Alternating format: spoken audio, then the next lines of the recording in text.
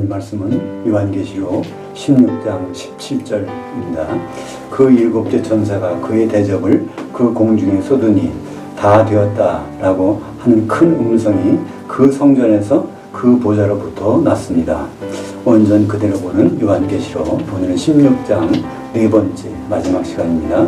공중으로 휴거된 땅, 심판의 큰 지진, 그리스도의 심판대 네 번째라는 제목으로 말씀을 나누겠습니다. 우리가 요한계시록을 보실 때는요, 제일 중요한 부분이 1장입니다. 1장에서 대충 여러 가지 정의가 나와요. 근데 거기에 보면 1장 5절에 보면 그 땅의 우두머리가 되신 예수 그리스도라는 말이 나옵니다. 그러니까 그 땅의 우두머리가 되신 예수 그리스도. 예수 그리스도는 누구의 머리일까요? 골로새서 1장 18절에 보면 교회의 머리가 되신다고 했습니다. 그러니까 교회를 땅으로 얘기하면서 나오는 것이 요한계시록입니다. 그래서 땅의 3분의 1이 나오면 교회의 3분의 1, 3분의 1이라는 것은 6분의 2니까 6교회 중에서 2.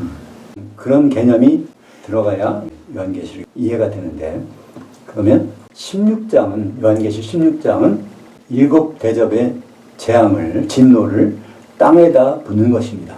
땅은 교회니까 교회를 심판하시는 것입니다. 근데 오늘 말씀에 중요한 말씀이 있어요. 16장 1절과 16장 17절이 핵심입니다. 16장 1절 보면 또 나는 성전에서 나오는 큰 음성이 그 7 천사들에게서 너희는 가서 그 하나님의 진노의 그 7 대접들을 그 땅 안으로 쏟으라 하는 것을 들었습니다. 그러니까 이 심판이 나오는데 결국은 이 심판은 아버지, 아들, 성령 중에서 누가 하시는 걸까요? 인자이신 예수 그리스도께서 하시는 것입니다. 왜냐하면 예수 그리스도께 심판을 맡기셨기 때문에 그렇습니다. 근데 그 진노의 7 대접들을 7개를 다 땅으로 쏟으라고 그랬어요. 근데 17절 보면 7째 천사가 그 대접을 공중에다 쏟으니, 땅에다 쏟는 것이 아니라 공중에다 쏟으니, 이 말이, 그러면 땅에다 쏟는다, 공중에다 쏟는다, 이것이 다 만족되려면은 땅을 공중에다 올려다 놓고 거기 심판하시는 것입니다. 그러니까 교회를 공중에 올려다 놓고 심판하시는 거예요. 그러니까 교회가 올라가면 모든 기독교인이 다 올라가는, 공중에서 그냥 못 올라가지. 어떻게 올라간다고요? 예수님 때는 부활해서. 부활이라는 것은요, 죽은 몸이 사는 것이 부활이 아닙니다. 성령에서 부활은요, 육신이 영의 몸으로 바뀌는 거예요.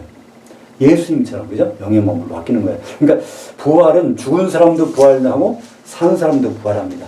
죽은 사람들은 무덤에서 영의 몸으로 나오는 거고, 산 사람들은 이 몸이 영의 몸으로 바뀌어지는 거예요. 그래서 성경에서 부활은 영의 몸으로 변화되는 것을 부활이라고 하기 때문에 모든 사람은 죽지만 모든 사람은 부활한다는 말이 그렇게 생긴 것입니다.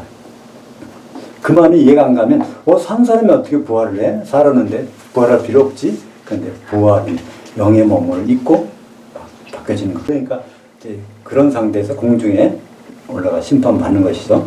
16장 이제 2절에 보면 첫째 천사가 어디다 대접을 쏟아요? 땅에다가. 둘째는 바다에다가. 셋째는 강과 물건에 쏟습니다. 이 땅과 바다와 강, 이것은 뭘 의미할까요? 땅이 교회고 바다는 세상입니다. 땅과 바다는 중간에 있는 것이 뭐가 있죠? 땅에 있는 물은 반드시 강을 통해서 바다로 갑니다. 그러니까 중간에 있는 걸 나타냅니다. 그러니까 어떤 사람들은 그냥 세상에 있으면서 신앙생활 할 수 있어요. 근데 어떤 사람들은 교회를 통해서 신앙생활 할 수 있어요. 근데 어떤 사람들은 교회 생활하다가 나와서 왔다 갔다 하다가 그런 상태, 강 같은 상황에 있는 기독교인을 말하고 있는 것입니다. 바다에 있건 땅에 있건 강에 있건 예수를 아는 기독교인은 모두 다 심판을 받게 되는 것입니다. 땅도 공중에 올라가서 심판받고 바다도 공중에 올라가서, 이 바다 물이 올라간다는 것이 아니죠. 바다에 소속된 세상에서 기독교 예수 믿는 생활했던 사람들, 또 강과 물건 안에 상태에 있던 사람들도 다 이제 심판을 받게 되는 것입니다. 네 번째 대접은 해에 쏟아요. 왜 해에 쏟을까요? 그 내용을 보면 그 사람들, 땅에 있는 사람들을 이제 괴롭히기 위해서, 불로 태우기 위해서 이제 넷째 천사가 대접을 해 쏟습니다. 다섯 번째 천사가 그 대접을 짐승의 보좌에 쏟더니 이 짐승은 적그리스도, 이 세상의 마지막 통치자. 그 통치자가 결국은 누구를 통치합니까? 기독교인들을 통치해요. 바로 한마디로 교회에 들어와서 통치하는 겁니다. 거기다가도 쏟고, 그 다음에 여섯 번째 천사는 큰 강 유프라테에 쏟는다고 되어 있습니다. 근데 유프라테를 이런 개념으로 보면 돼요. 유프라테 건너편에 동방 페르시아가 있습니다. 유프라테 건너오면 바로 이제 이스라엘까지 올 수 있죠. 그 사이에 원래 큰 강이 있는데 그 강물이 있다면은 그냥은 걸어서 못 다닙니다. 그러니까 한마디로 유프라테가 강이 말랐다는 것은 왕래가 가능하도록 되어 있다는 겁니다. 누가 왕래할까요? 해에 있는 그 왕들이. 요한계시록에서 땅은요 교회고, 땅의 왕들은 교회 성도들입니다. 그러니까 해와 같이 있는 교회 성도들이 있다는 겁니다. 이 사람들이 누굴까요? 요한계시록 보면 빌라델피아 교회가 전 3년 만에 인을 맡고 있다가 후 3년 만에 시온산으로 올라갑니다. 그리고 두 중인 교회가 후 3년 만에 죽어서 길바닥에 있다가 그들이 벌떡 일어나고 예수님 있는 데로 셋째 하늘로 올라갑니다. 그러니까 예수님을 먼저 만나는 성도들이 있어요. 그들이 심판 때는 예수님과 더불어서 같이 내려옵니다. 어디로 내려와요? 공중으로. 그러니까 우리는 요한계시록 볼 때나 성경 전체를 볼 때 예수님이 어디 계신지, 어디 계셨다가 이 땅에 오셨다가 다시 어디로 가셨다가 결국 어디로 오시는지를 알 필요가 있습니다. 바로 예수님은 지금 여기 안 계십니다. 여기 안 계신 거를 어떻게 알 수 있죠? 내가 가면 성령을 보내준다고 그랬으니까 예수님은 가셨습니다. 셋째 하늘로 가셨다가 오실 텐데, 그때 예수님이 같이 데리고 오는 그 성도들, 그들을 해의 왕들이 오는 길이 마련되어 있다. 결국은 모든 길은 어디로 통해요? 공중으로 통합니다. 지상에 있던 성도들도 공중으로 올라가고, 또 셋째 하늘에 있는 성도들도 공중으로 내려와서 심판을 받게 되는 것입니다. 그렇다면 오늘 이제 공중이라는 단어를 다시 한번 생각해 볼까요? 공중. 공중을 헬라어로 두 가지 말을 씁니다. 아에르라는 말. 아에르라는 말에서 뭐가 나왔어요? 에어라는 말이 거기서 나온 거예요. 원래 아에르라는 말은 숨을 쉰다 그런 뜻에서 나온 말인데, 이 공중을 아에르라고 합니다. 또한 공중을 뭐라고 할까요? 메스 우라네마. 헬라어로요 중간을 메소스라고 해요. 메소스. 학교에서 고생대, 중생대, 신생대 이런 배우지 않습니까? 근데 중생대를요 메소조익이라고 합니다. 영어로. 그러니까 메소스가 바로 헬라어에서 나와서 거기서 메조라는 말이 나온 거예요. 메조소프라는 게 있죠? 그 중간 좀 내려서 하는 거. 그 메조가라는 것이 헬라어 메소스를 이제 영어로 가서 메조라고 하는 것입니다. 그 메소스를 연결할 때 그걸 앞에 메스만 쓰고, 우라노스에서 그 우라네마라는 말을 써서 하늘들의 중간에 있는 것이라고 하는 말을 공중이라고 번역합니다. 그러니까 똑같은 공중인데 이 위치 관계를 따질 때, 거기서 누가 사느냐를 따질 때 그 아에르라고 하기도 하고 메스 우라네마라고도 합니다. 그러니까 아에르에는 누가 살까요? 그걸 바로 아에토스가 삽니다. 헬라어에서는 뭐 토스 하면 그것의 형용사가 되고 거기에 존재가 돼요. 그러니까 공중에 사는 존재가 아에토스입니다. 근데 아에토스는 뭐라고요? 독수리. 결국은 영적으로 보면 모든 독수리가 공중에서 만나는 것입니다. 그렇다면 예수님이 큰 독수리고 우리는 기독교인들은 작은 독수리가 돼가지고 거기서 만나게 되는 것입니다. 이 공중이라는 말이 처음 나오는 것 한번 볼까요? 에베소서 2장 2절. 지금 공중에는 누가 있는가? 그때 너희는 그 가운데서 행하여 이 세상 풍조를 따르고 그 공중에 권세 잡은 우두머리를 따랐으니 지금 불순종의 그 아들들 가운데서 역사하는 그 영이라. 그러니까 지금 눈에는 안 보이지만 공중에 누가 있어요? 마귀가, 사탄이 지금 역사하고 있습니다. 근데 시간 지나면 예수님 공중에 와서 공중에 있던 마귀를 무적행에다 집어넣고 예수님이 거기서 통치하는데, 누구랑? 우리 성도들 중에서 혼인준비가 된 사람들하고 공중에서 통치합니다. 지금은 마귀가 귀신들과 더불어 통치하는데 이제 그때가 되면 예수님이 마귀 치워버리고 귀신 치워버리고 예수님 그 자리에서 우리 성도들, 영의 몸을 입은 성도들이 공중에서 이제 1000년 동안 통치하게 되는 것입니다.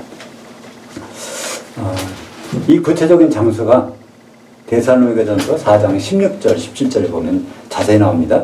주께서 호령과 천사장의 음성과 하나님의 나팔소리로, 이게 다 예수 그리스도가 천사장이시고 또 하나님이시고, 이렇게 천사장 하나님이 거기 정관사가 없어요. 친히 하늘로부터 강림하시리니, 그때 하늘은 어딜까요? 셋째 하늘에서 오시는데, 그리스도 안에서 죽은 자들은, 죽은 기독교인들은 먼저 일어나고 그 후에 살아남은 자들, 살아있는 기독교인들을 또 그들과 함께 부름 속으로 끌어올려져 어디서? 공중에서 주를 만나게.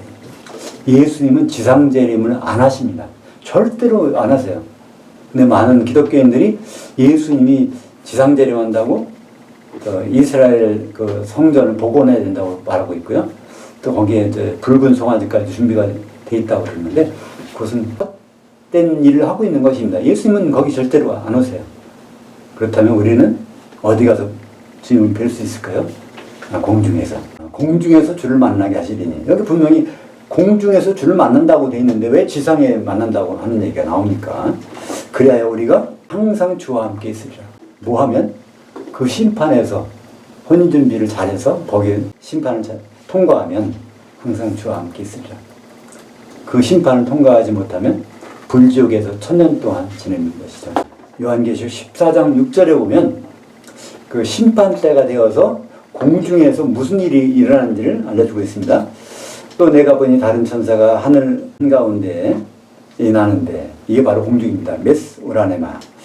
그 땅 위에 거주하는 자들 곧 모든 민족과 지파 언어 백성에게 전달한 영원한 복음을 가지고, 이미 전달한, 그러니까 예수님 오실 때는 복음이 전달된 후에 오시는 거예요. 마태복음 24장 14절에 보면 어떤 말씀이 있어요? 온 거주지에 성도들이 있는 곳에 복음이 전파된 다음에 예수님 오시겠다는 겁니다. 그러니까 예수님 오셨을 때는 어떤 일이 벌어지냐면, 나 복음 못 들었는데요? 이런 얘기 할 사람들이 하나도 없습니다. 복음이 다 전파된 다음에 예수님 오신다고 되어 있으니까. 근데 공중에 날아다니면서 그 복음을 가지고, 이미 전달된 복음을 가지고 심판을 선포합니다. 그러니까 뭐로 심판하실까요?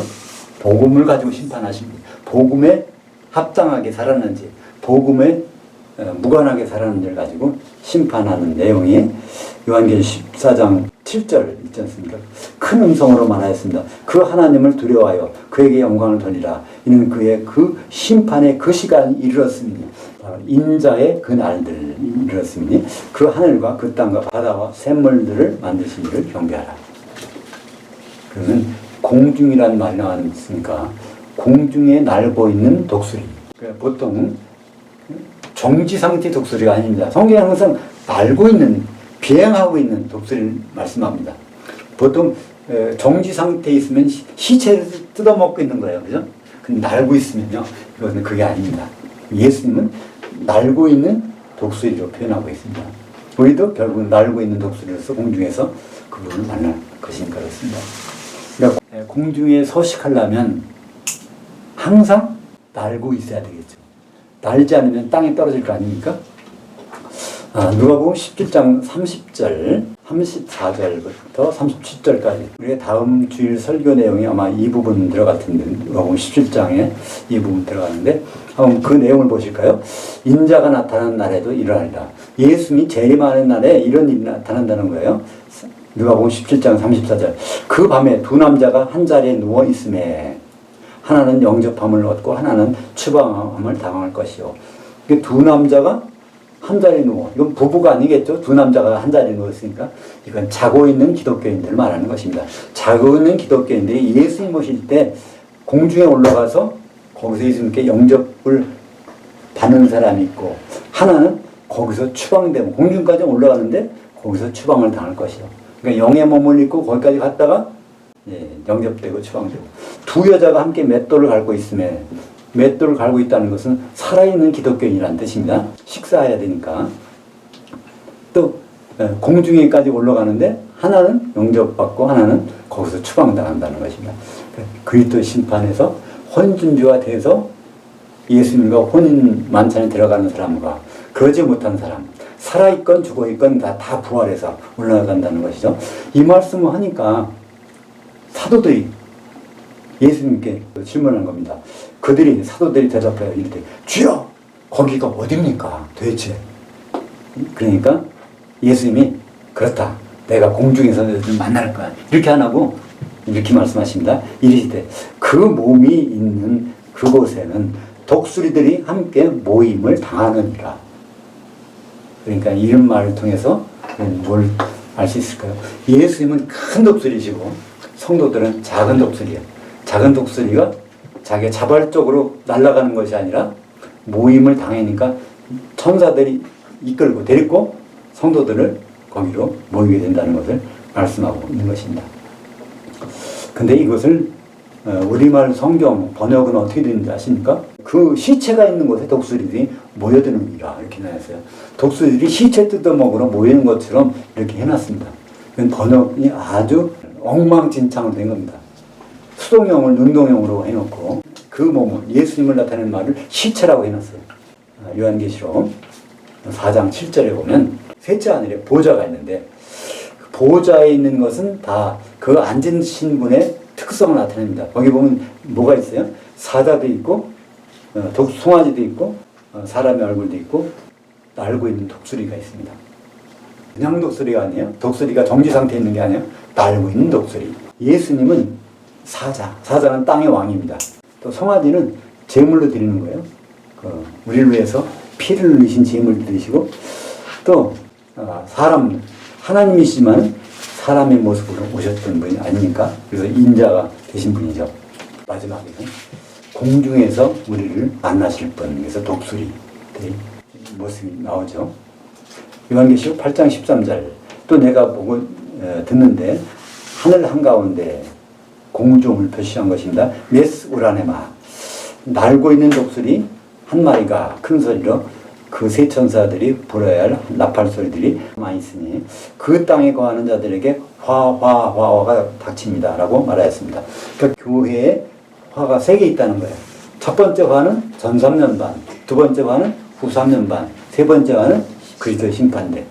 요한계시록 12장 14절에 성경에서 딱 한 번 큰 독수리가 나옵니다.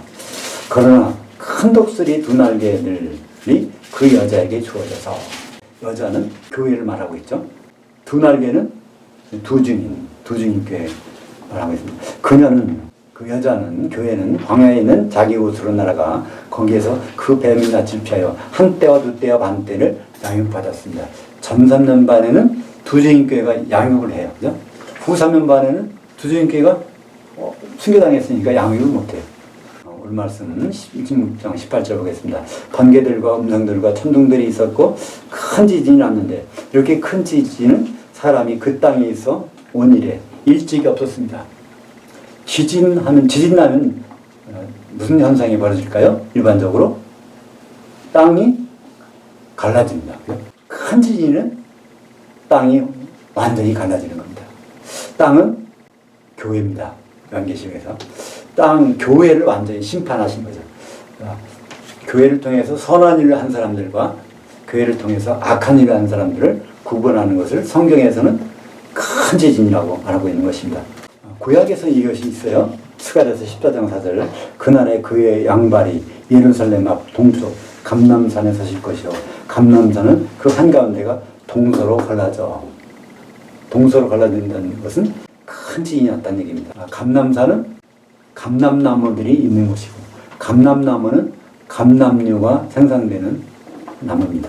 그래서 요한계시록에서 감람류며 성도들을 얘기합니다. 요한계시록 감람나무는 교회, 감람산은 모든 교회, 7교회가 모여진 것. 그러니까 스가랴서 14장 4절의 내용은 이 예루살렘이 동편에 있는 그 감람산이 실제적으로는 7개의 교회가 공중에서 올라간 장면에서 거기서 큰 지진이 나서 갈라지는 것을 설명하고 있는 것입니다.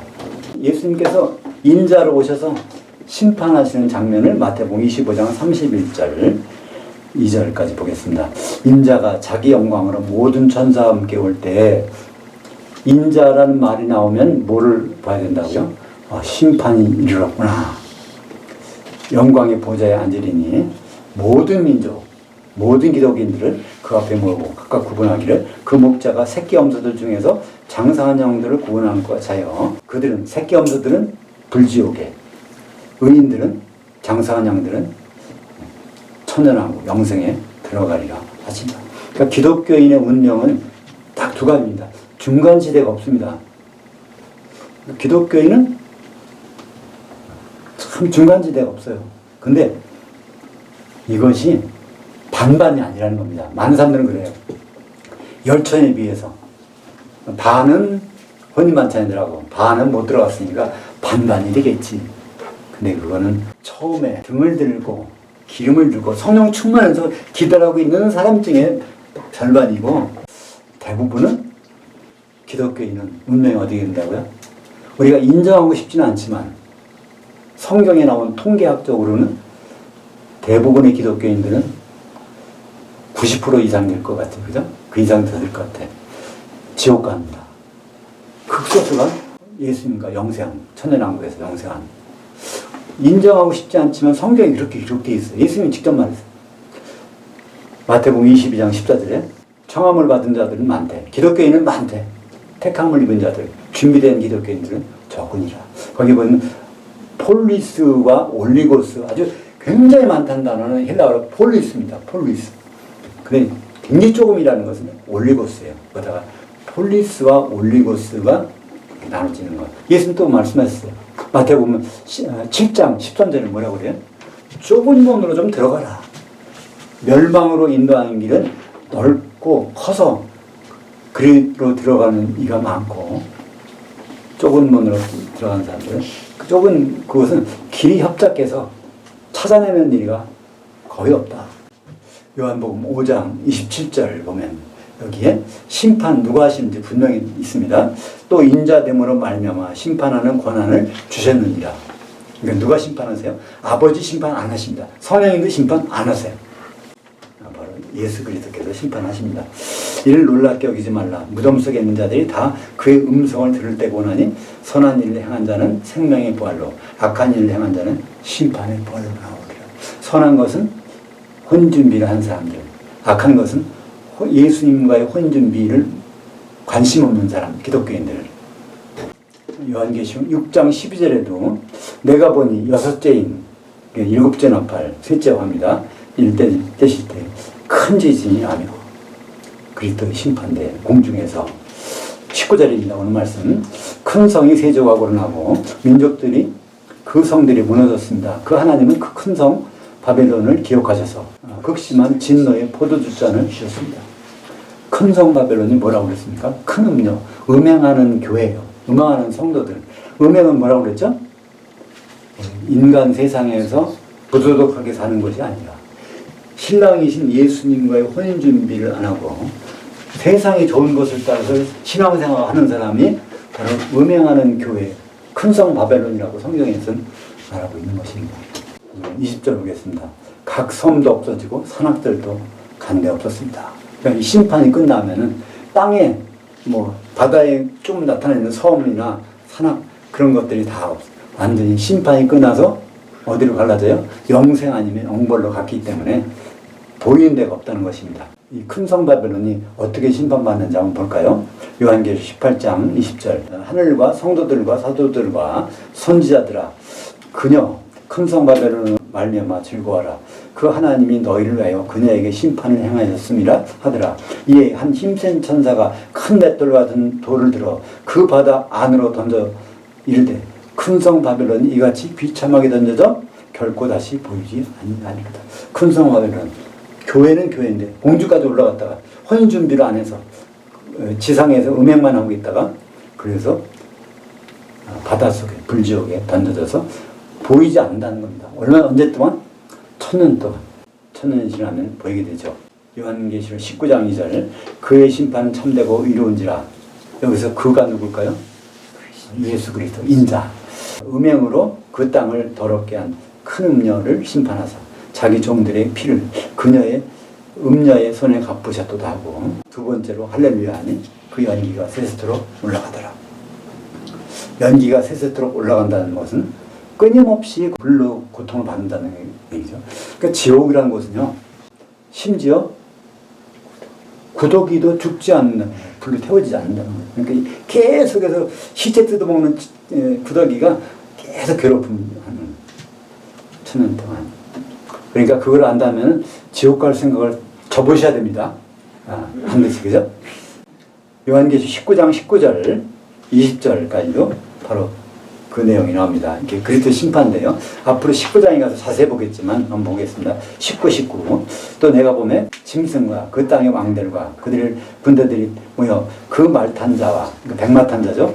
예수 그리스도 그의 군대와 더불어 전쟁을 일으키다가, 그러니까 예수님 오시면 끝까지 공주까지 올라가서도 거기서 마귀가 짐승과 더불어서 예수님과 전쟁을 하려고 준비하고 있다는 거예요.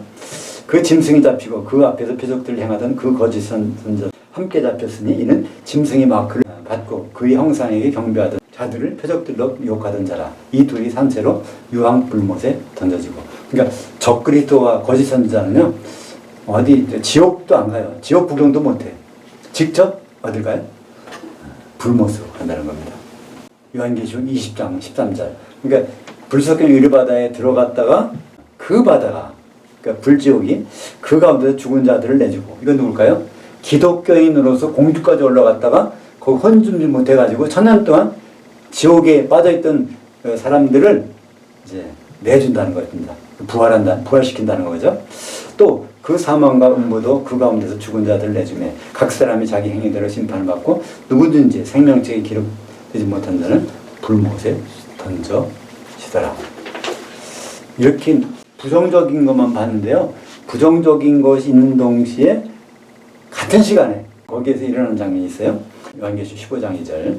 또 내가 보니 불이 섞인 유리바다 같은 것이 있고 그 짐승과 그 의상과 그 이름의 수를 벗어난 이기는 자들이 7년 환란을 지난 이기는 자들이 그 유리바다 그 지옥불 위에 서서 그 하나님의 검은 고들을 가지고 그 하나님의 종 모세의 그 노래 어린 양의 그 노래를 불러 이르되 주 하나님 곧 전능하신 이시여 하신 일들 성취하신 일들이 크고 놀라우시도다. 만국의 왕이시여 주의 길이 위롭고 참되시도다. 하나님 아버지께서 하신 일, 그 업적이 놀랍다는 거예요. 그 업적이 무슨 일일까요? 그게 나옵니다. 19장에 나옵니다. 요한계시 19장 6절. 또 내가 들으니 허다한 물이 음성과 똑같고 많은 물소리와 또 같고 또 큰 천둥 소리와도 같은 소리를 이르되 할렐루야. 19장에서만 나온다고 그랬죠. 할렐루야는 여호와 하나님께서 이런 일을 행했다고 자랑하는 겁니다. 즉 우리 그 하나님 성부 하나님께서 전능하신 이가 통치하셨도다. 우리가 천국을 하나님이 통치라고 그랬죠. 지금 이 천국에서 하나님이 통치하시는데 이 통치가 끝난 결과가 바로 통치하셨도다.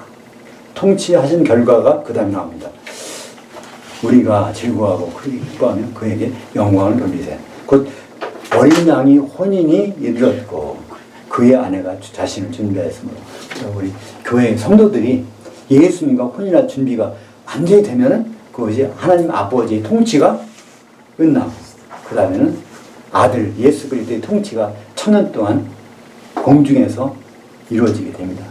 근데 그 공중에서 낙오돼가지고 불바다에 빠진 기독교인들 천년 동안 지옥에 있다가 천년 후에 다시 백보자 심판돼서 만나게 되는 것이죠. 기도하겠습니다. 하나님 아버지, 오늘 요한계시록 16장 공중에 올려진 땅 교회가 심판을 받는 장면을 확인했습니다.